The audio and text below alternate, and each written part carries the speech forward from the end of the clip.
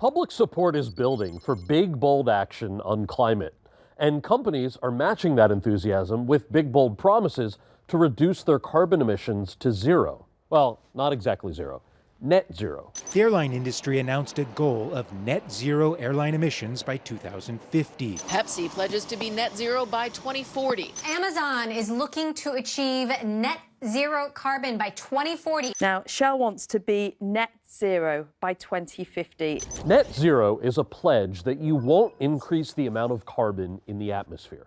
You can do that by decreasing your carbon emissions to zero, or keep emitting carbon but cancel out those emissions by purchasing carbon offsets. The idea of a carbon offset is that for every ton of carbon you put into the atmosphere, you offset that by taking a ton of carbon out. So instead of decarbonizing their whole business, companies can keep polluting and buy offsets. They can keep drinking, throw their credit card on the bar, and say, put it on my tab. Dozens of companies now sell offsets, funding thousands of projects around the world. They do things like restore forests or replace fossil fuels with renewable energy. And as more companies and countries make net zero pledges, the demand for these offsets is booming. Transactions on the global carbon markets totaled $850 billion in 2021, which all raises a pretty important question.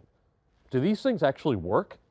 In theory, offsets allow money to flow wherever it's cheapest and easiest to reduce emissions. That should lower global emissions faster than if everyone focused only on lowering their own. And for operations that have no affordable alternative to burning fossil fuel right now, offsets are better than nothing.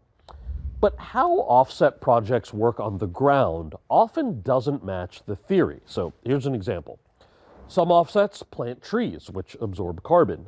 Green Trees is the largest developer of these projects in North America, and several large corporations have bought their offsets to reach net zero.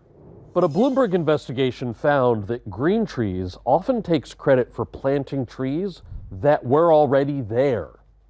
They're doing the same thing as those guys who pose in front of somebody else's Lambo on their Tinder profile, but for trees, which is wild.